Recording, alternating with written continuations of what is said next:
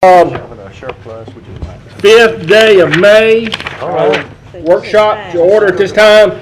Roll call, please. Dominic, Johnson, Williams, Lynn, Bowman, Baker, Lynch, Escadade, Thibodeau, Cox, Smith, Epperson. Here. We have a quorum, Mr. President. Commissioner Lynch, if you'll lead us in the invocation, and Commissioner Thibodeau, if you'll lead us in the pledge. Let us stand, please. Let me see. Sir? I'll see. Please. I got Father God, we come to you in the name of the Lord Jesus Christ, thanking you for the opportunity, Lord, that we have to come before you. Thanking you for all things, for all good and perfect things come from you. We thank you for the blessings that you've bestowed upon us. We pray for continued wisdom and guidance in leading the parish. We pray for that you will continue to bless us abundantly above all that we could ask or think. In Jesus' name we pray. Amen. Join me in the pledge. I pledge allegiance to the flag of the United States of America and to the republic for which it stands, one nation, under God, indivisible, with liberty and justice for all. I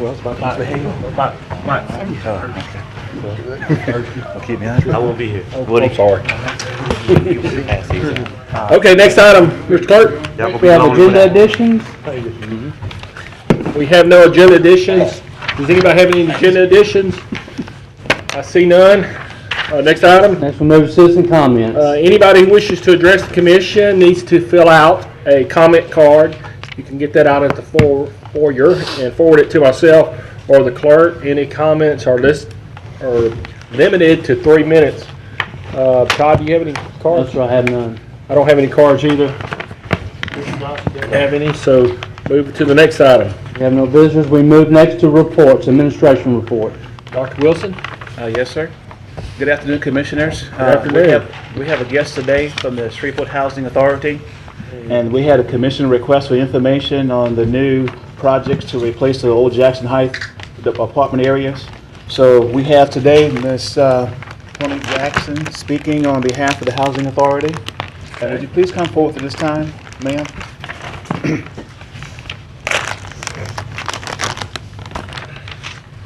How you doing, Ms. Jackson? Good afternoon, Commissioners. How are you doing? Can you give us your name and address, and then we'll allow you to proceed. Certainly. Thank you for coming today. I appreciate it. My name is Tony Jackson. I'm with Jones Walker Law Firm, and I'm at 1001 Fannin Street, Suite 2450, Houston, Texas, 77002. I am here before you today because you have asked the Shreveport Housing Authority to come and give you a report as to our new construction, or as we call it, reconstruction of the formerly known Naomi Heights Jackson property, and we are going to be rebuilding. And as many of you know, we have actually already started out and had a groundbreaking, and construction has begun on what is now being called the Renaissance at Allendale development. We are redeveloping this development after 2004, when this property was demolished at the approval of HUD. We demolished 270 units of all public housing that was considered obsolete, and so HUD allowed us to and approved for us to demolish this property. After many years of trying to obtain financing for the redevelopment of the property, the Housing Authority received a 2011 tax credit award for the redevelopment of the first phase of Renaissance at Allendale. Renaissance at Allendale is proposed to be 120 units.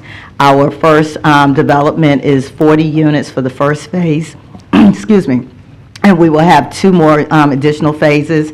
The tax credits were awarded through the Louisiana Housing Corporation, and coupled with what we call replacement housing factor funds, which is a funding source that housing authorities receive, as well as some other funding, we have begun the rebuilding of the development. The development will be family units, and the average medium income for those families will be 50% average medium income at the development. That is the quick overview. I wasn't certain if there was any specific questions that the commission had at this time. Chairman, Mr. Williams? first of all, let me commend the division for rebuilding, revitalizing, reinvesting a community that's been decimated by sprouting out of the particular community, because we know the cornerstone of a community can't be just a school and a church and a library. It have to be families and also have to be homeowners, and providing affordable housing for people in that particular part of the community. Not only, you said your first phase would be 120 units. No, 40 units. 40. Yes, the full development will be 120 units. The first phase is Would it be on that 40. tract of land there? Or The entire tract of land will consist of 120, that is Would that be correct. the only location that the revitalization will be going? Would there be any, like in the Pacific, with the Allendale areas, where the thrust of people moving and dilapidated housing and vacant houses, and to me, that the shot in the arm, the injection they need is right there in the heart of Mount Canaan in that particular community, because that part where you at moving up there, that's an area that's been cleaned out, and the Naomi Jackson was a cornerstone of our community. However, the plight where I see need to be done right in the heart of Allendale is where the Mount Canaan area is located. Right. I don't know what the particular in the route of I-49 has caused any changes in development, but a young lady by the name of Miss Essie Johnson, who's a legend in that particular part of the community, was helping low-income people in that area. And I hope that that your board and people in that community don't forget Miss Essie Johnson, who had the Allendale Neighborhood Association over there. And I hope that maybe in the future, if you do decide to go in that direction, that board would pass a resolution naming a facility after late Miss Essie Johnson, who has been a pioneer in that area. Too often we forget about those who laid the groundwork and the foundation for people of low income in that particular community. We have a facility named after Miss Marvisi Wallette, which is a pioneer, Miss Eddie Jones, who was a pioneer who appointed me to have the opportunity to be where I'm at. So we don't need to forget the history of the Allendale Lakeside community when we develop in new projects and new communities. I just hope that, do you have any plans for what type of recreation or what type of community development for the families? And also, what type of policy? Because being important. I'm sorry, I didn't hear the last part. You said something about policy. What Policy. do you mean in terms of policies? Policies about, since you're not providing the affordable housing for low income, my biggest problem is the policy you have for the existing property you have. But people, because you're poor, don't mean you have to look any kind of way because you live in those facilities. Okay. Do y'all have a dress code? But my big thing is disrespecting and sagging your pants for them old seniors that live in those low-income families, looking any kind of way, walking around pajamas all on, sagging your pants all down your knees, showing your private parts, and being indecent. Being poor don't mean you have to have bad taste, bad manner, bad morals, and bad ethics. So I hope in other parts of America, Fort Worth, those places, they have policy for you can catch the bus. You can't sag your pants on the bus, and you can't wear your pants sagging like that and being disrespectful in front of old people that live in affordable housing and low income. So I hope that we get some aggressive policies, because enough you own the federal government providing for you, taking care of you, providing you food, clothing, and shelter. At least you can do to have some decency when you go into a facility and be respectful. So hopefully that this board hear me loud and clear that some capacity have a dress code that you don't have to wear your pants down your knees showing your private part in front of old people. That is not right. Don't mean you have to have no morals and no value because you're poor. But we can't afford to continue in self-mediocrity and play the blame game. There are things we have to do. We're subsidizing, we're trying to provide affordable housing for people that are poor, and we do understand. So I hope that you guys incorporate some aggressive policies. And if they don't know how to dress code, I know an organization can help them with their etiquette and their morals and their values, if y'all need help. Let me speak to a couple of the items that you've brought up, Commissioner. In terms of the naming, I am just the attorney, but you have a couple of commissioners here today. You have the board chair and the vice chair, as well as the executive director and the deputy director, and they handle the naming, and I'm sure they will be taking all of your comments into consideration as there are internal streets as well as other things that are going going to be named. The property in its entirety will include a clubhouse and a community center, as well as there will be a recreational facility on the property because that is one of the requirements of HUD, is that we have that on the property. So as we have our tenants come back to the property, there will be other things that will be put in place. Unfortunately, the policy that you have spoken to in terms of sagging pants is something that goes beyond the Housing Authority's purview. They handle housing, but they can't take care. That is not a policy that housing authorities tend to put in place. You made the comment about Fort Worth having that policy, but that is not a Housing Authority policy. That is a policy that their metro has in place as it relates to those persons that are using public transportation. However, there are some policies that go hand in hand with the tax credits, and we do background checks, criminal background checks. There is, tolerance policies created as it relates to drug use and other criminal backgrounds. So those are policies that will be in place and are tied directly to the funding sources that we will have in place. You also mentioned whether or not we were going to have lower income persons, and there will be public housing on this property as well. I mentioned 50% average medium income as it related to the tax credits, but there are public housing tenants that will be coming back on the property as well. So this property is going to consist of persons that are 30 to 60% of the average medium income, but I did mention the 50% as, that threshold, but we will have some public housing tenants that are going to be in place there as well.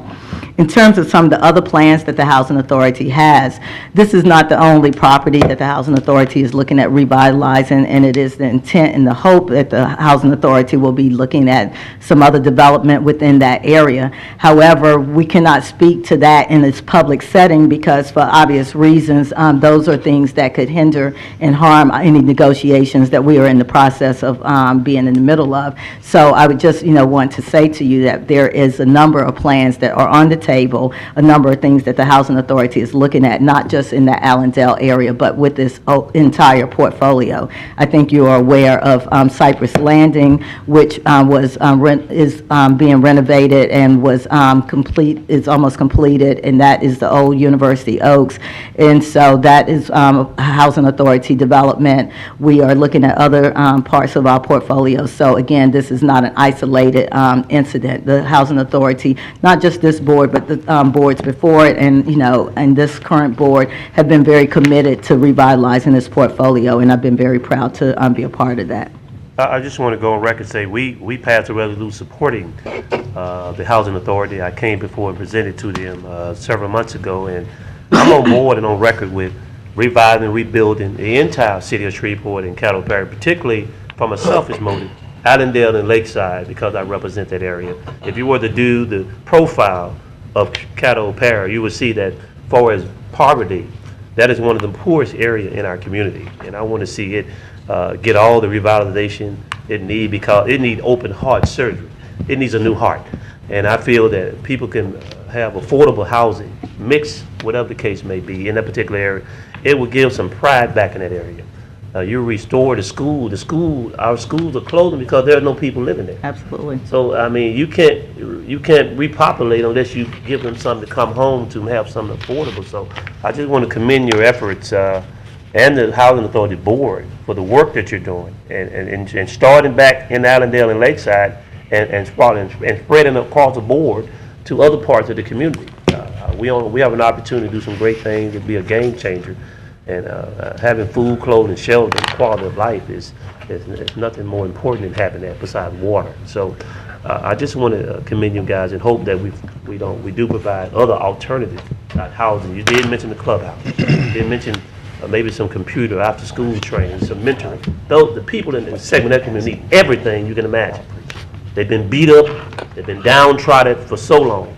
So the housing is not only just housing they need, because it don't make sense to build housing and people tell to build it down. Absolutely. So you got to make an investment into people.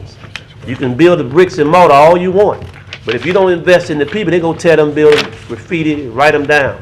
So I'm saying we got to start investing into people, and especially our young people, because young people are our future. I want to look at investment as brick and mortar and streets and roads and drainage all the time, but we got to spend some resources and invest it in the people to make them more productive, caring people in our community. And I see you guys are doing that. So here again, keep up the good work and look forward to being in contact with you guys. And please don't forget about the late Miss Essie Johnson in the near future. When you start building in the Avondale area, she is a cornerstone. She is, like I said, a pioneer, and she is a legend that did a lot of great work in Allen. So appreciate it. We thank you for your support, and again, the Housing Authority is committed to those same ideals as you have mentioned in terms of not Work just on the board, building putting big them- brick and mortar.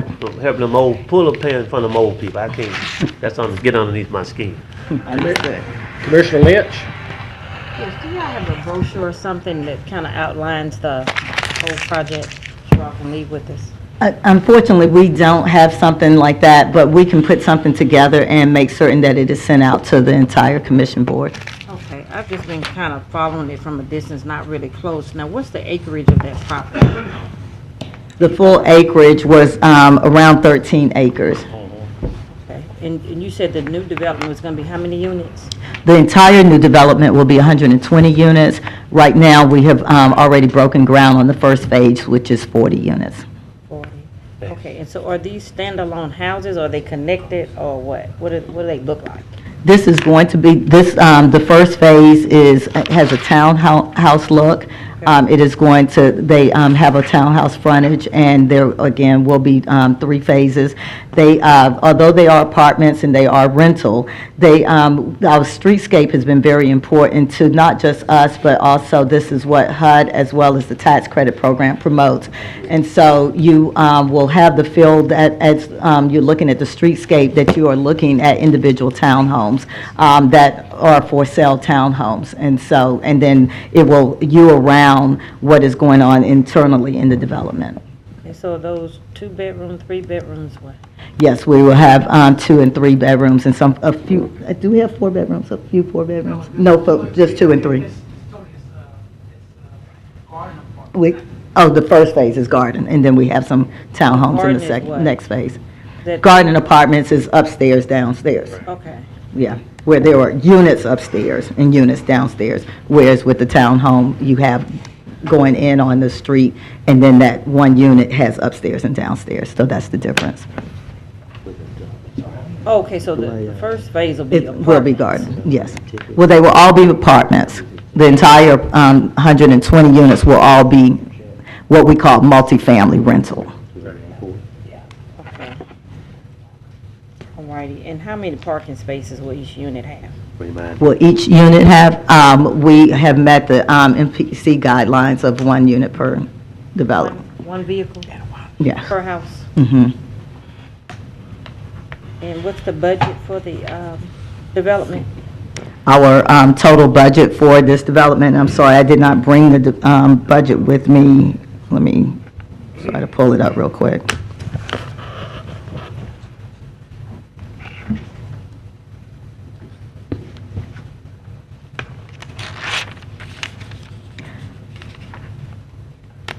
Our budget for this development was right around $8 million. Yeah, right, for the first phase. We received in tax credits, we received right under $6 million of tax credits. We also had home funds from LHC as well as the replacement housing factor funds, which are housing authority funds.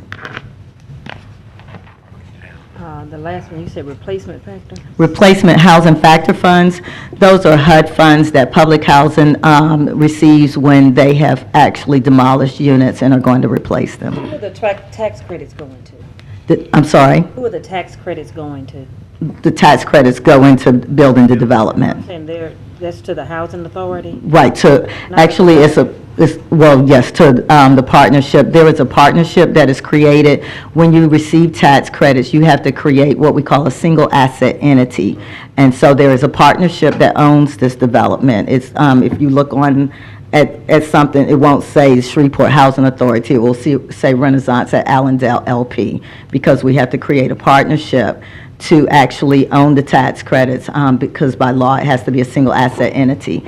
Those tax credits are awarded to that entity, and then a private investor actually purchases the tax credits so that we have an actual equity investment infused into the development. And who's a private investor? For this particular investor, we had Prestige Affordable Housing Equity Partners. They're out of New Jersey, and they purchased the tax credits. Okay, and then Renaissance, is that just Total Housing Authority, or is that local people as well? Renaissance LP is made up of, the general partner is the Housing Authority, and the limited partner is the equity provider that I just mentioned, Prestige. Gotcha. Okay, now, are you all going to have, are people moving in off a waiting list, or y'all just moving people from other parts of town? No, they will, the persons who will have first priority are those persons who were formerly displaced. They will have the first priority to move back in. What people? From Naomi Jackson. Oh, okay. Bring them back home. Not all. Okay, and let me just understand in real numbers, when you say 50% average medium income, how much money is that? The average medium income here in Shreveport is about $55,000. So when you're talking about average medium income of 50, that's 50% of that. So you're talking about persons who are at about $30,000 a year. That's for? An average, a family of four, an average family of four. Okay. And then the other? And these are guidelines that are set by HUD. So those are not guidelines that we set. Right, and then the other 30 to 60%, what amount is that then? Again, 30% of the average medium income here is at about 25,000. Yeah. Okay, gotcha. All right, thank you. You're quite welcome. Mr. Johnson? How you doing? Hi, how are you Just got doing, one Commissioner? question, I think. Is there any future plans to doing anything in the rural area? In the which area? Rural area, outside the city limits? No, the city, the Shreveport Housing Authorities, its jurisdiction is the city. Yes. Commissioner Lynn? Did you say the first phase was 8 million? Yes, sir. Right under 9, right around 9. Did you say that there were 20 units in the first phase? 40. 40 units. And so these, how many square feet are these units? And I don't have the square footage. Hold on, let me see if I do have that somewhere. Do you have, what's the square footage, Rich? Square footage construction for the 3 bedrooms is over 1,300. Can I put it on there? I'll say something. 2 bedrooms is just about 1,100 under roof. So they'll be the largest apartments in the city. No. I would Actually, hope so for 200,000 apiece. That's correct. no, I'm sorry, you got it a little high. All right. My mathematician did it. Okay, under roof, okay. That's wow. That Well- seems high, but No, I'm sorry, I have it in front of me, I was able to find it. Our 2-bedroom units will be, and I'm going to speak to livable space, will be around 960 square feet of livable space, and then the 3 bedrooms will be 1,200. but you do confirm that that would be at $200,000 per unit. It is higher, no question, Commissioner, and this is one. Why is it so expensive to build this? This is one of the biggest challenges of affordable housing. The biggest reason is actually, it's not just the building that you're looking at, but the ability to decrease that rent for that affordable tenant, and pass that affordable unit on to the tenant. And that is that's what causes the increase of the cost. Because every single thing that you are paying and putting into this development, you're trying to pay for that up front, and so when you break it down just in units, then it comes out to 200,000, but that is not taking into account all the community space and all of the other spaces that are not ordinarily considered and put into the market rate units. And what is again, that?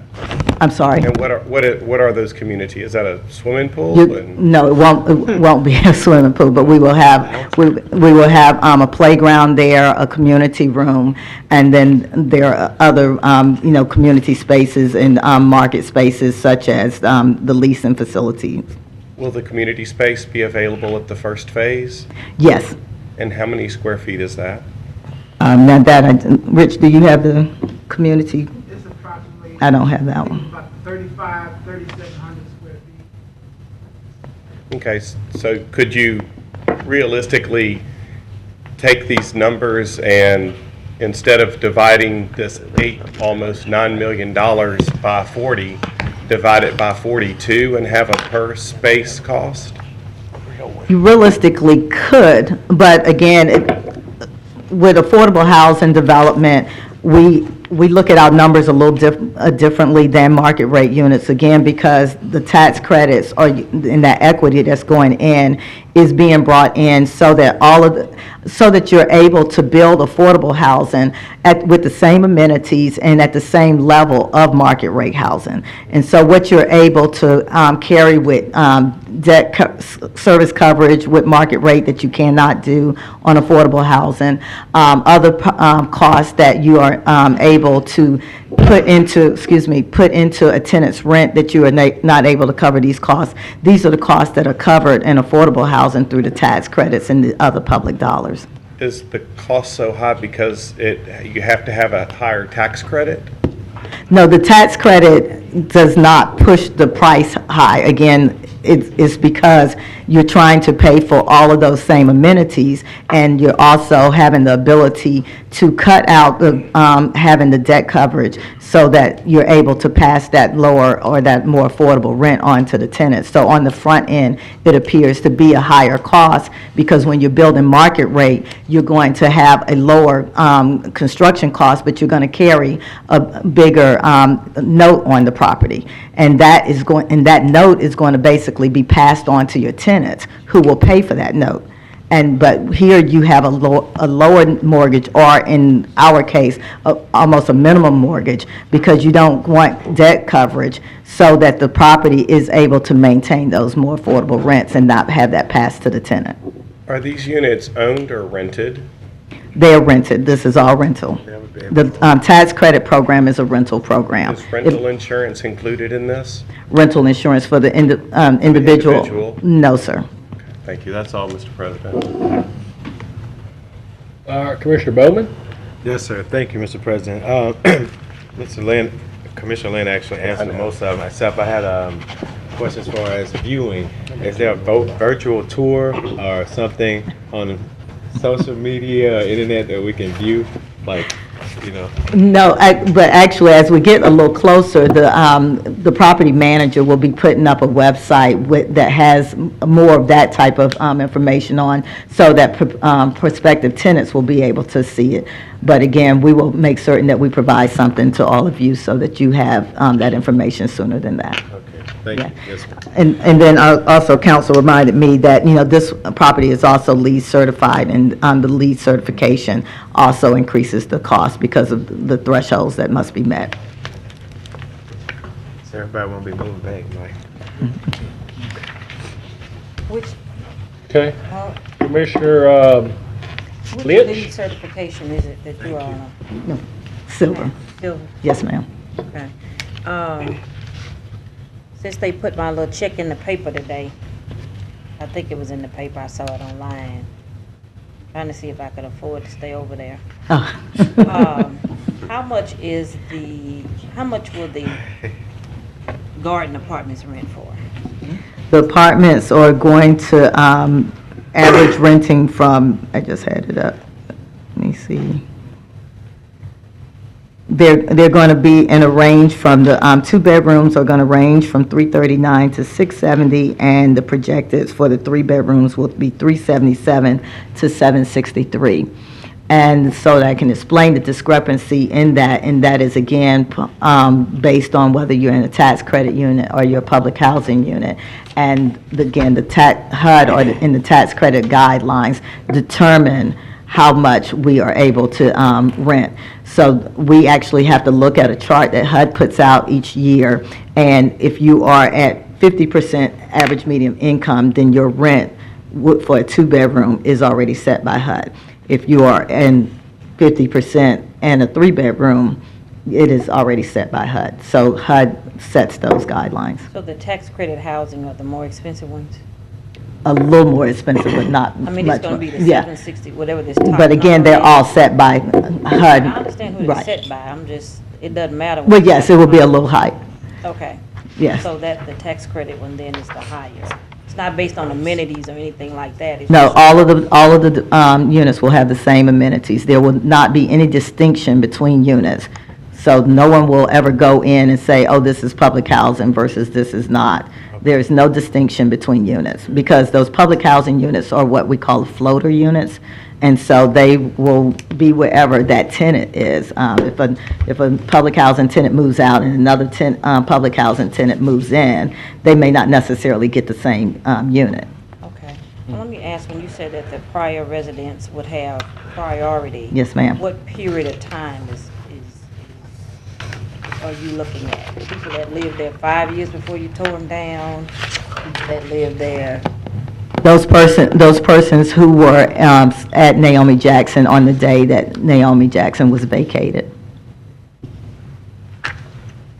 Okay, and what percentage of this phase one would that, how many, I mean, or would all the units, are they giving priority for all the units or a certain percentage of them? They will be given priority for all the units, but again, people have to qualify based on income qualifications, the criminal background check, and the other qualifications. So unfortunately, as in any apartment rentals, everyone who gets in line doesn't qualify. So it really just tends to fall out by natural They've attrition. gotten richer since it was torn down? Some may not qualify for anything other than the public housing units, since we only have 10 of those. Let me, when were the apartments torn down? Is that 2004. has it been that long? Yes, ma'am. The demolition letter was 2004. Okay, I think, and probably Commissioner Williams can probably speak to this a little bit more than I can, but I'm not really sure if there was closure, really, for the community in terms of that project. Well, there was a project when my daddy grew up over there. I just don't think there has been closure for the community as to that property. And so I'm hoping that that'll be a part of the discussion before it's, y'all get too far down the road on that. Because there are some people that grew up there in this community that I think that needs some closure on that. And if I may ask for clarification in terms of what do you mean by closure? That it was torn, the way it was done, why it was done. Okay. And let me speak to not just specifically Naomi Jackson, but just I actually have been working in affordable housing and working with housing authorities for about 20 years now. And one of the things that is always difficult when you are demolishing a public housing development is that, as you indicated, that is where people live, that is their home. And so you are going to always have some degree of that. But when people have been displaced because of it. But one of the things that has always been a part of that displacement is that the housing authority is looking at trying to make the effort to make a better opportunity for people. And when a property is obsolete, when it is way too expensive to try to go back in and renovate, particularly when you have just cement walls and nothing else that can be updated, would make sense in terms of the pricing, you're always going to have some degree of that. And it takes a while, and a community has to come together in order to try to address that, because displacement is always hard regardless. But the housing authority also is in a tough position because it has limited funds, and the reason why we received approval from HUD in 2004, but we're just able to build again in 2014, is because of funding and the difficulty of getting funding to rebuild. And so I think the housing authority tried to work through some of that with the number of public meetings that they had, and that will continue to go forward. It won't be just we're building now and we go away. Well, I appreciate the academic view. I appreciate that. And I'm not so much necessarily just talking about the people that were there the day it was, everybody was kind of put out and it was torn down, but there were people that had left long before then, and moved on to other areas and that type thing that are still, very much because at the time they were there, it was, at that time, functional or whatever, whatever the standards were at that time, it was current. Right. The time that they When it was invented new, it. exactly. And in 2004, obviously, the difference between the 1950s and 2004 were dramatically different. But, a large part of folks, like I said, that moved on, whether that was, to other areas of town that moved, did what George Jefferson did, moved on up, but yet still have very strong sentiments about, the community, not necessarily the brick and mortar, Right. but the community that was created in, in that place. Right.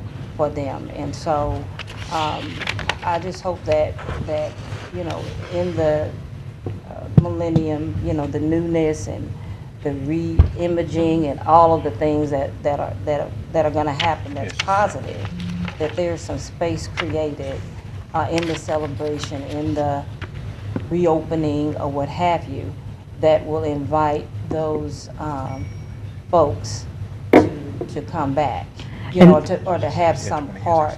Absolutely, and that is already being done. I mean, there was already a crest that was created for the new development, and in the creation of that crest, things that were a part of that community, the historic aspects, were considered in creating that crest. Mr. Harrington is very, very committed to making certain that history is always tied into these things. Deputy Executive Director Bogan is very attached to this community. The board is very attached. So they're very mindful of all of those things, and that process has continued throughout. So I'm talking about people, I'm not talking about artifacts. No, but we're not quite at the people place, but again, we have had the public meetings, but the people stuff is still a little yet to come. Okay, cool. Thank you. Thank you. Mr. Williams? And my final comment would be, is the community going to be gated? I mean, it's going to be a gated community? Yes, it will. It'll be gated? Yes. Secondly, what's the name of the general contractor? The general contractor General contractor. is Prestige. Do you fall under the policy of the city fair share program? Do the housing authority fall under that Yes. policy? Do you guys have a fair share initiative with the general contractor to ensure that qualified minorities have an opportunity to bid on? The housing authority has its own commitment to minority contractors as well as Shreveport-based contractors. Do you have a list of the local ones that have benefited from the impact of this housing initiative? We did not bring it today, and subcontractors are still being identified as we just Can you started. get that information compiled? Could you email it to our parish administrator? Yes, sir, we can make that information Don't make sense available. all this capital improvement and infrastructure going on, and local people who pay local taxes don't benefit from a lot of the projects. And I know that we can't govern how private contractors bring their own national contractor in, but if we could say, at least you could consider the local team. Again, the housing authority already has a policy on that, which is in place in a part of the contract with the developer and the contractor. I mean, this is very important to me. It's important to this board as well. I have compassion for people that have been downtrodden and poor and led to believe something. And they've been bamboozled because many of them thought that I-49 was coming through there. That's the reason why they were displaced. That's what's left in their hearts and their mind. They were moved over by a jail. So at the pulse, where the problem is that the most is at the grassroots in the trenches, most of them believe they were displaced because they was told that I-49 was coming through there. And people felt like they was lied to, bamboozled and hoodwinked. And when you poor, uneducated, and the people come in now, they're going to bring in a upgrade of facilities. And that's kind of, you send a mixed signal. So some kind of way, a public PR campaign, you got to reconnect with the community, because as I go out and hear the conversation and sit down at CNC restaurant on Milam, and when they talk about what happened there, it left a bad taste in a lot of people's mouth. Not only thought they were displaced because displacement is the part of life, but how they were displaced, why they was told they were displaced, is a reason still left in a lot of hearts. And where they put them at it's worse than where they was, over here by the jail. So, you know, the insult, the frustration, and the depression and the stress that they was under when they moved, you know, some kind of way we got to find a way to connect back with that segment of the community and let them know that there are some new leaders here on the Shreveport Housing Authority. There are some new board members that's under new leadership with a new vision, and hopefully that type of trickle down government or management won't be at be in their faces like that, but they'll just be told, have a meeting and tell the truth. And Commissioner, I would ask you and your colleagues to help us to continue to get the word out, because the toughest part about any public meeting is that you never have as great of an attendance as you would like to have. And so unfortunately, as a result, that's how the myths get started. And so unfortunately, you know, none of the public meetings have ever been as large as any of us would hope that they would be. But we hope that, you know, with having a venue like this and with all of your help, that, you know, we will be able to, again, continue to get the word out that that was, one, not the reason for the displacement, but we are hoping to, again, be, you know, a part of the big catalyst of revitalizing this community. I think with the question is, where do we go from here? We don't want our past to upset our future. And with the new diverse board you have, and I know most of them, they're very caring people. And oftentimes when you don't have people that come from within the community, they're in public housing and they don't have no voice, no advisory, they're not on the board. And the board of people that don't even live in public housing, how can you make wise and intelligent decisions if you never came from amongst the people that The Housing Authority always has a voice on the board. It is by statute that there is always a resident commissioner on the Housing Authority board, and so the residents always know who that person is and actually have a say in helping that person to actually be selected. That, again, is not statute based on Shreveport Housing Authority, but that is a HUD requirement. And so there's always a resident commissioner on the board. Additionally, all of the meetings are always public meetings, but more importantly, you know, again, we have to ask for, you know, the assistance of you and others, because money is always an issue too, and the Housing Authority has some incredibly ambitious plans, but getting the you know, getting the funding as HUD funding continues to be diminished is kind of a hard thing. And so, you know, sometimes those plans, it takes a while for them to come to fruition. Again, thank you. You answered most of our questions. Appreciate you coming, sharing with us about the future and the development within the entire city of Shreveport. And glad to see where it started, bringing it back to the old landmark, and Naomi starting there and branching out to other parts of the community. And hope we can rebuild that relationship with the community, and that we build relationship, we build trust. Unfortunately, the way the Housing Authority left that particular community, it was a bad taste in the people's mouth. And I hope that this new board can rebuild that commitment of public service, and also build trust back in the community. And we don't want the past to upset our future. So we're looking for some exciting developing, regrowing, and revitalizing, rebuilding, become a very progressive city in the South. And housing is the #1 issue in our community. I want to commend the board. Thank you for coming. Thank you, Commissioners, for your time. Ms. Jackson, thank you for being here today. Thank you so much. Okay, Dr. Wilson, your next item. Oh, thanks. So the next item is just a reminder, we have the Intergovernmental Consortium meeting, and if you have any topics, please let us know so we can get it to the school board. They can get it on the agenda for the meeting, and we'll be meeting on May 16th. Okay. And that concludes my report for today, sir.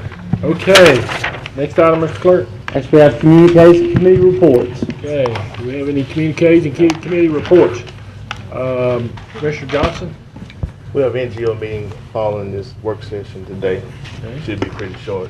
Unlike this. Anybody who's on the NGO committee, meeting after our workshop. Commissioner Williams? Mr. Chairman, I'd like to speak on a couple of things. Okay. The first one would be the bond issue felony. In light of, in spite of what's been put out, the wrong information, people were misled to believe that we were passing a new tax, not a tax renewal. Unfortunate, those on the other side got their message out better than what we did through social media, through advertisement. And unfortunate, anytime you have a municipal corporation like a business. You don't take reserve funds to do general obligation. You don't do that to do obligation, to do capital and project, capital infrastructure. You always use GO bonds to fund those. Throughout America, that's the way they fund those projects. You don't go in your reserve, even your own house, you don't go in the reserve to do things. You fund things this way. Unfortunately, the framework that was framed that we put new taxes on people, that ain't right. We just got hundreds of millions of dollars just sitting here in our reserve. That is not true. And it ain't right. To misguide and mislead the voters that we got so much money down here. We got the highest Moody bond rate in the state because of wise investment that we've been making in economic development infrastructure. These bonds initiatives, because of what's been put out there, the wrong information was put out. The people didn't come out. And now we go back out. Hopefully we can't go out to another 4 years. It'll be due from 1.75 to 1.55, but we can't go back to 4 years later. The sheriff gonna be coming before us, the DA. Where we gonna get the money from? When the sheriff come to you and say, I need this and need this and need that. We just gave made a commitment to $500,000 to Biomed. For at least 5 years, that's $2.5 million. We only have $5 million left in that account. Where we gonna get the money from? We gonna go to our trust? That's for rainy day. That is not the way you fund capital project. Pay as you go. That ain't the way you run no business. But I'm just disappointed that our message wasn't framed the way it should have been framed. Hopefully we could have went out, put on the ballot this fall because more people come out during general elections. They just don't come out. City passed their bond, school board passed their bond, and we got the highest Moody bond rate. Something wrong with that. But be as it may, I just wanted to make my point about that. Secondly, we had a press conference today at 12 o'clock concerning a new initiative that's done all over the country. The Humane Society has a list of all the organizations that provide food pantry for the pets. Disappointed our director was not there. I sent out an invitation to everybody. Disappointed the administration wasn't there. They got an invitation. Michelle sent it out, and they wasn't there. Well, hopefully, I asked her to send it out to everybody. But he saw it on the news. It was on the news a couple of times. I know you watch the news and radio and TV. But anyway, we're trying to paint a better image of the people's shelter and how we're trying to reframe, reform, and transform the animal shelter in the image that it has. This is an opportunity to make a PR campaign and a public relation campaign with the pet community to provide a pantry for poor, underprivileged, disabled, laid off workers that can't afford pet food for their pets. And we're going to do that initiative here in Shreveport with our partners, Northwest Louisiana Food Bank, the Noel Baptist Church. We're going to have the Catherine Community Center and Lake Bethlehem Church already have pantry. They open up certain hours. So pets are part of our culture now. Whether you like it or not, they give people companion, they give them love, and they give them hope. So hopefully that in the future, it's no different than Meals on Wheels than watching a senior citizen take food out of her mouth, Commissioner Escudé, and give food to her pet. She letting herself go. You know what I'm saying? Now she's feeding the same food that she get Meals on Wheels, she got to feed her poor pet with. This country got too much billionaires in this country and throw away tons of food every day. So I think it's a good idea. It's a win-win. Also, we can assist them with neutering and spade at the same time because they qualify for the program as well. So it is a win-win. Michaela did an excellent job, who really initiated, got behind it, came out of Commissioner Bowman's committee as an idea, put this thing together within 2 weeks, and she put this food pantry project together. You have a brochure in front of you, right there in front of you. She did an excellent job. And we got to make an appeal to the community to make sure they donate food to these locations for those poor and underprivileged people, because you never know. It may be you, it's them today, but it may be you tomorrow. But none of our health and none of our jobs are promised to us. So you never know, you may have this same kind of Meals on Wheels for food or a true doggy bag for pets as well. So I'm excited about this. I look forward to the work that's been done in that committee. Commissioner Bowman, Commissioner Lynn and others that sit on that committee, Thibodeau and others have done a great job in reshaping, reforming the public policies and the image in our community. And I want to commend everybody who's been working on that, and hopefully this package will be a win-win in our community. It's a 6-month pilot project. Thank you, Mr. Chair. Take that Red Bull away from him, John. Yeah. Thank you, Mayor. Mayor Williams. I had a black boy today. One of his pills. Williams for Congress.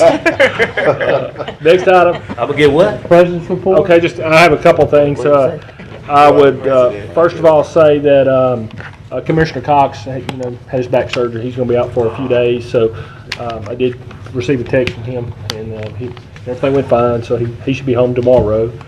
And the other thing was that Gusher Days was this weekend in Oil City, and just wanted to commend Parks and Recreation, Andre, for your staff. Everything seemed to go good. I didn't hear but one little thing I talked to Doug about. So I think everything went good and went well. The park was very nice, cleaned, and everybody enjoyed Gusher Days this weekend. So Andre, appreciate all y'all's hard work. That's what we do. We support them. We give you a clap. You don't get too many, do you? You do wrong, you'll get some. I'll just say one thing about the bond issue. As we all know, it didn't pass, but as president, I look forward to working with the administration to move forward, to do the very best we can to try to make our parish a better place and continue to work hard.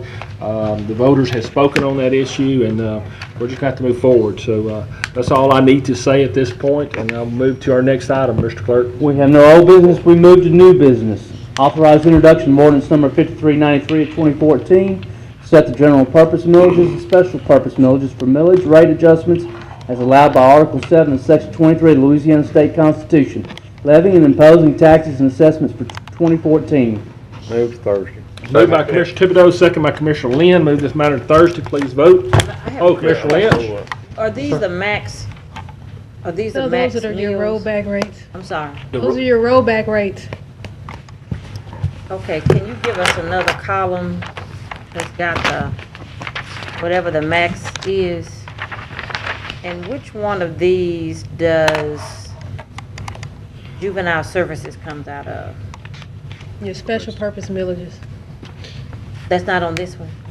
Is that on juvenile court? Yeah, the general purpose is your 189. general purpose are your general fund millages. Special purpose are all your special revenue, which includes juvenile. Okay, which one of these meals, I guess, is what I'm trying to figure out. Juvenile court. Okay, so juvenile services and juvenile court lumped in together? Yes. Yes, ma'am. That's why no money in it. So if they get, so if they get more money,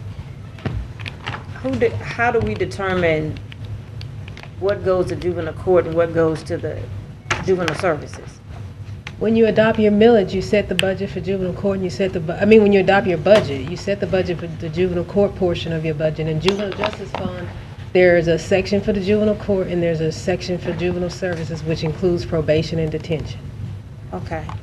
We don't allocate, we allocate it just based on the total budget. Okay. So do you know right off what the top millage is for this one?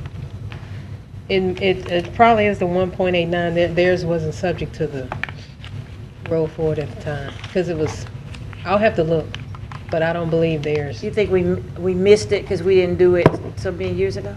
Right, yeah. You don't have an opportunity to roll forward on that juvenile court. Oh, okay. All right. Thank you. Please vote.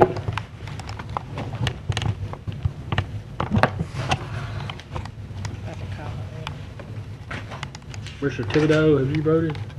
Yes, I have. There you have. Thank you. All right, that passes 10-0. Next item. Authorized introduction of ordinance number 5394 of 2014, setting the parish millage for the purpose of paying principal and interest due in 2014 on outstanding parish bond issues. Move Thursday. Moved by Commissioner Escaday, seconded by Commissioner Bowman. See no discussion? This isn't Commissioner affected by, Lynch? this isn't affected by the election Saturday at all, right? Yes, Yes, ma'am, it is. It Okay, is. so what do we need to do with this? I'm sorry, we've presented your ordinance with a reduction in the millage. We reduced the millage to from 1.75 to 1.50, Says 1.5. effective first week of June, ma'am. Okay. Okay, thank you. Okay, so we had a motion, a second. Please vote.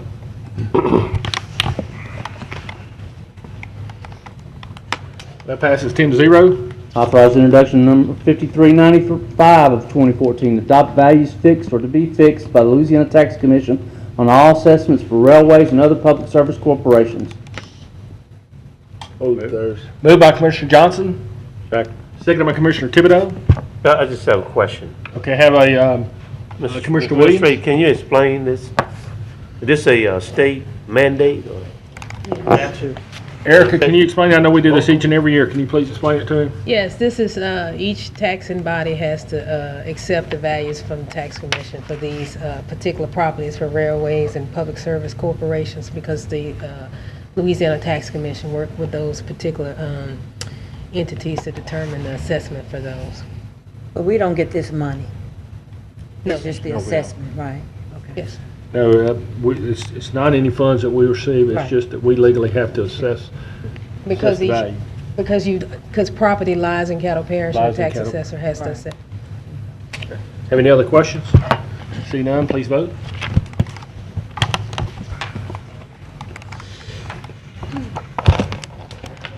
That passes 10-0. Next item, Mr. Clerk. Authorize the introduction of ordinance number 5396, settling the assessment of property classified as timberlands, and instruct the tax assessor to include the said assessments on tax roll.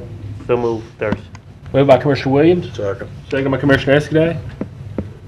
Be no discussion. Please vote.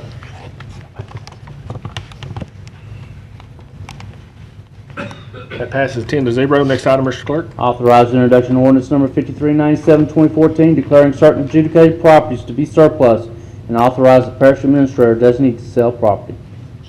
So move Thursday. Moved by Commissioner Williams. Second by Commissioner Johnson. Commissioner Thibodeau. From now on, when we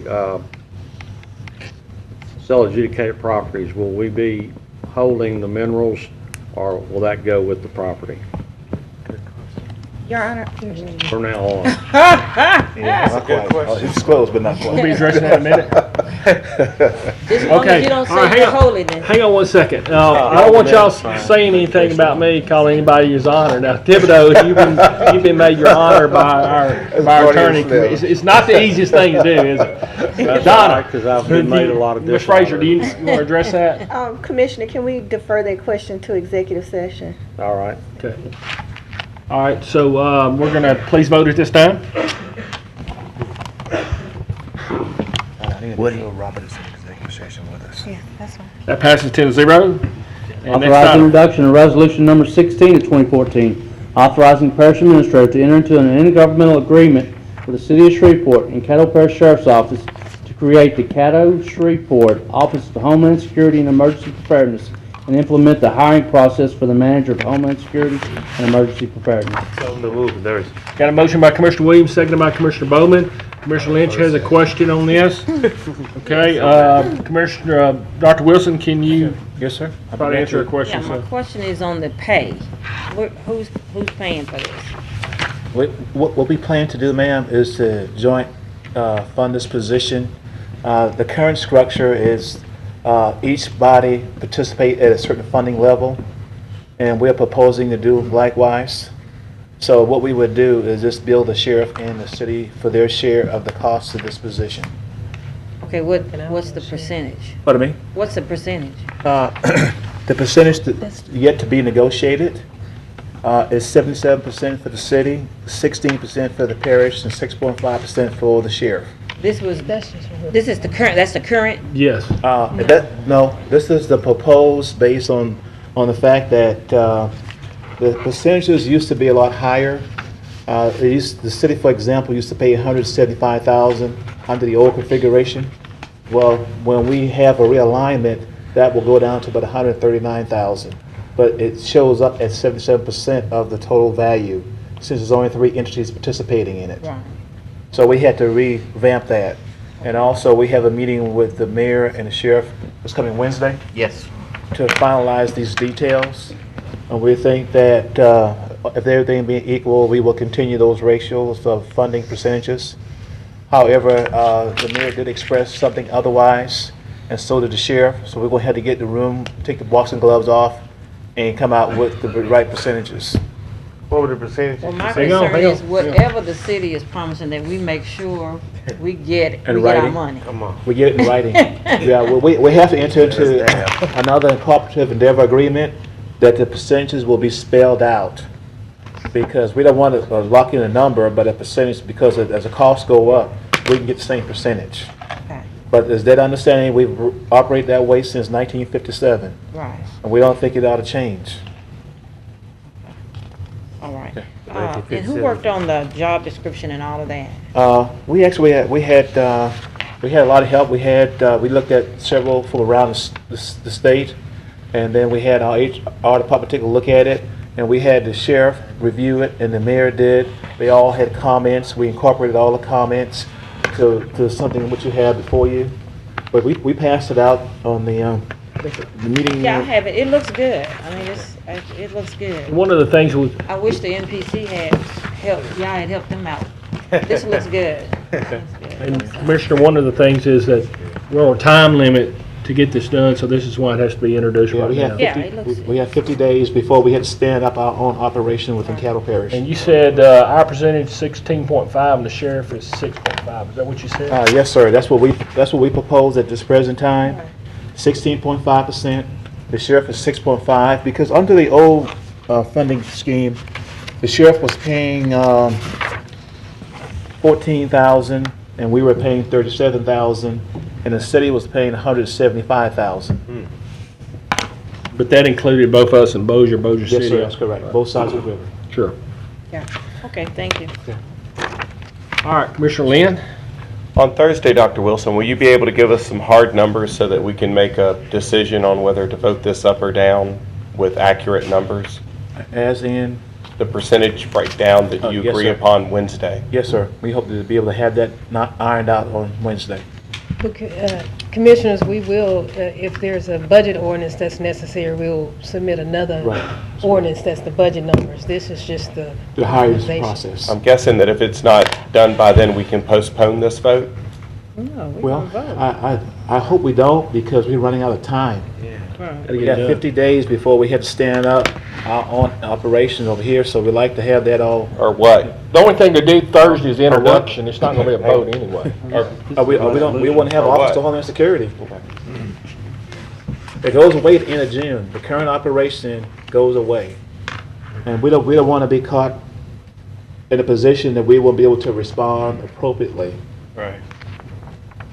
That's all, Mr. President. And obviously, it's a state mandate, as we all know. We have to provide the Homeland Security Office pursuant to the correct. state statute. That's by So we have state to do it. statute. If we don't have it by June 1st, we still got to do it. Right. Commissioner Escaday? We're anticipating ultimately this costing all entities involved less than what we spent in the past. Erica has done a budget for us of $180,000. Complete. Yes, sir. Right, so all of our collective tri-participation with the sheriff and city should be less than what it had. That's correct. Have we not budgeted for this year? Yes, sir. I'll share what we would pay under normal situations. We all Right, budgeted. so we should need a budget amendment. We're gonna, unless the numbers go up. Well, the way things, we had to have it lined under a particular agency, and the functional alignment will be under the Caddo Parish Commission, because as it stands today, they have their own separate entity that will go away. So the city Okay, so didn't want it. and our number has to be the sheriff's number and the city's number. Yes, sir. So we may have to make a budget amendment Yes, sir. to reflect the entire amount, even though we're getting reimbursement from both the other That's right. entities. That's It's correct. not because of inflation and cost. Right. Correct. That's Because what correct. we're gonna have is a leaner, meaner, more cost-efficient office once this is done. That's right. Is that what we're Hope working so, on? yes, sir. Okay. Thank you. Okay. Have we voted yet? No. Please vote.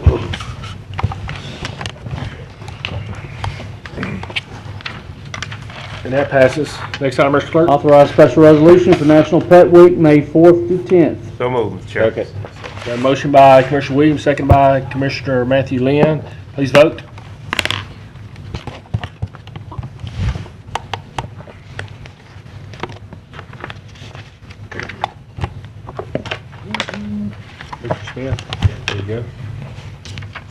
That passes 10-0. Next item. Permission to convene into executive session to discuss matters regarding the case of Red Sox LLC versus City of Shreveport and Parish of Caddo.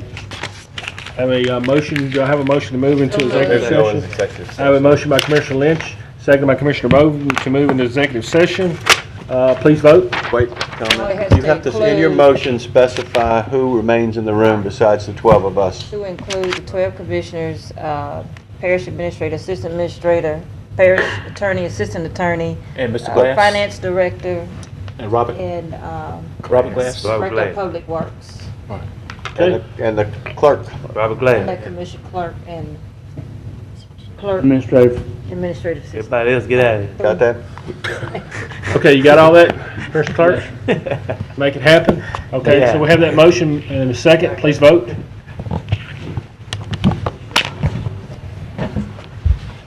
Commissioner Escaday, can you please vote?